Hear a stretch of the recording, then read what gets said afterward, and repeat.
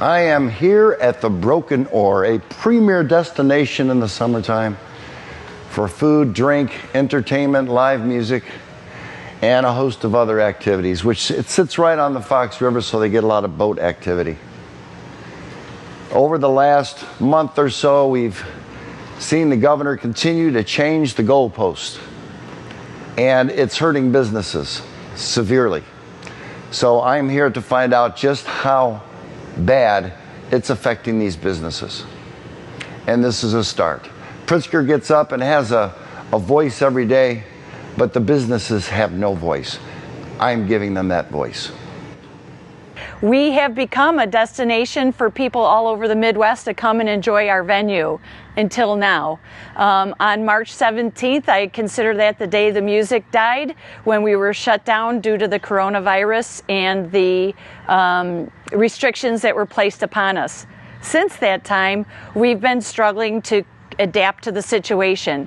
Every time we adapt, we have to adapt again. And we've continued to change our venue to support our community, to support our staff by adapting to to-go business, curbside business, and we've even added delivery, which is something we've never done in 35 years here. We do about 75% of our annual business volume during the summer months. This place is usually packed. Today's a day, it's 75 degrees out.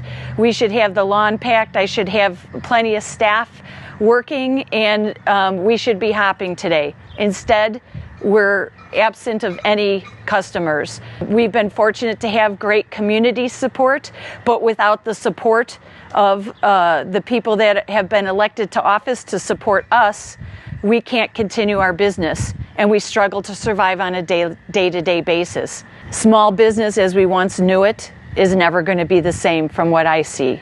Now, Governor Pritzker keeps moving the goalposts. At first, it was a 2-week shutdown, and so you guys retooled for that 2 weeks and for opening in May. Then he pushed it out another month.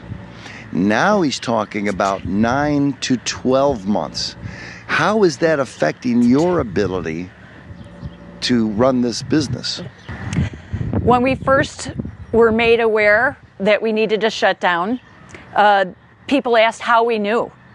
And I said the only way we knew is the same way you knew, by what we saw on TV. So we followed the rules, we shut down. We can make it for 2 weeks.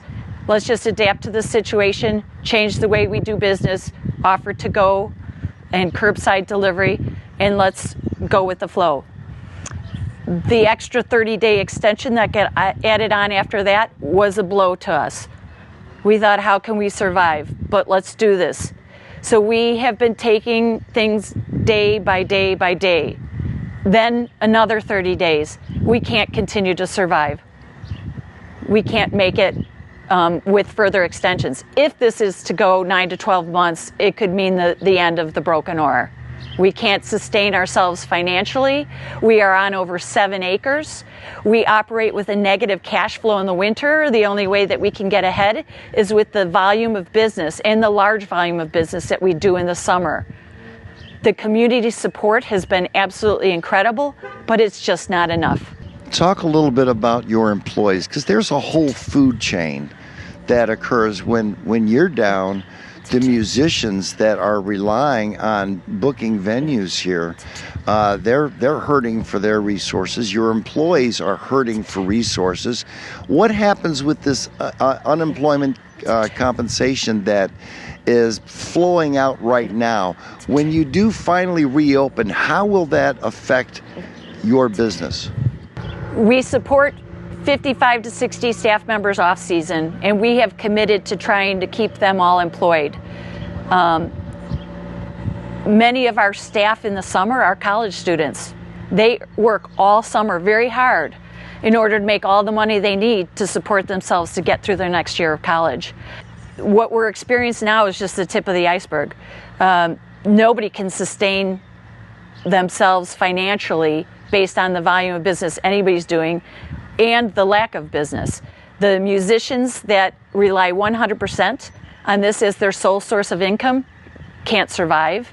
The musicians that use it as a supplemental, our employees that use this as a second job, to help their income, help them get through school, and then of course our full-time staff. Without any income or a minimal income, they can't survive. We have adapted. We are paying a lot more than we normally do on an hourly basis to compensate them for tips that they're not making. We're trying to keep everybody off unemployment as much as possible because we know that after this is over, our unemployment rates go up.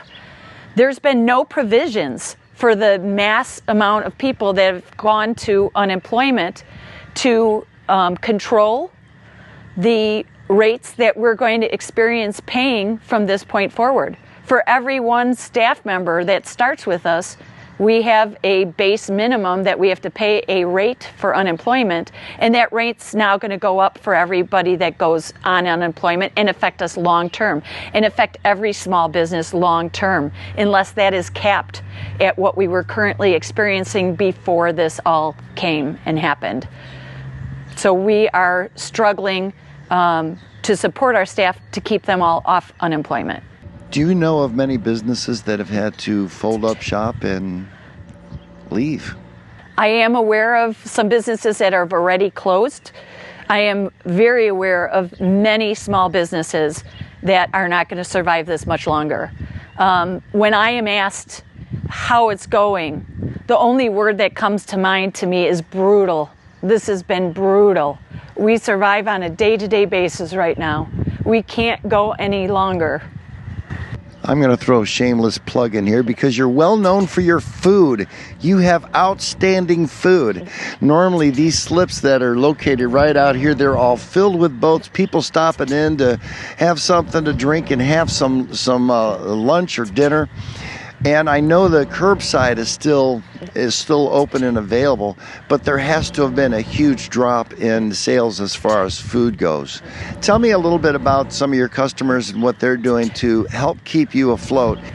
We have been blessed and thrilled at the outpouring of support, not only from the community, but some of our customers that live a distance away from here.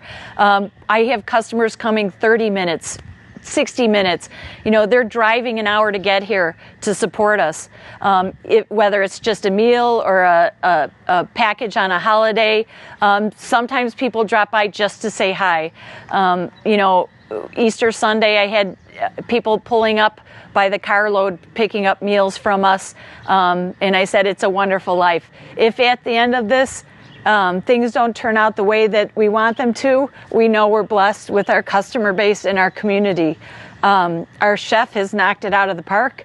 He's always done a great job. Our cooking staff, our back of the house, our front of the house, everybody understands what we're up against, and they have all been phenomenal. We are doing more food for takeout than we've ever done because that wasn't an area of business that we'd ever explored before, because we just couldn't do it with the volume of on-site customers that we were servicing. So it's been new to us, and we keep evolving with what we need to do to stay afloat. Our employees are understanding and have been just phenomenal. But there's only so much you can take. We keep hanging on, knowing that we just have to go 30 days, and then this is going to loosen up a little bit, and then the goalpost gets moved. We have to go another 30 days. We don't know where the end is in sight of this, and that's what's been so stressful and so heart-wrenching for all of us, including the community around. It's been an emotional roller coaster for everybody. People sitting at home, it's an emotional roller coaster. Take that emotional roller coaster and add the stress of trying to keep your doors open on a day-to-day basis for every small business that's out there. I feel fortunate that through our social media and other avenues that we've created over the years, that we can get the word out. But what about those businesses that can't? What about those businesses that don't have the social media, that rely on people coming to their establishment? You know, we struggle to survive.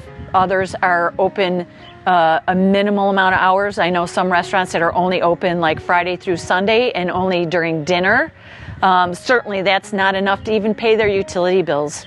So we're all in this together, and we're all doing what we can to survive, but there's no light at the end of the tunnel for a small business at this point in time.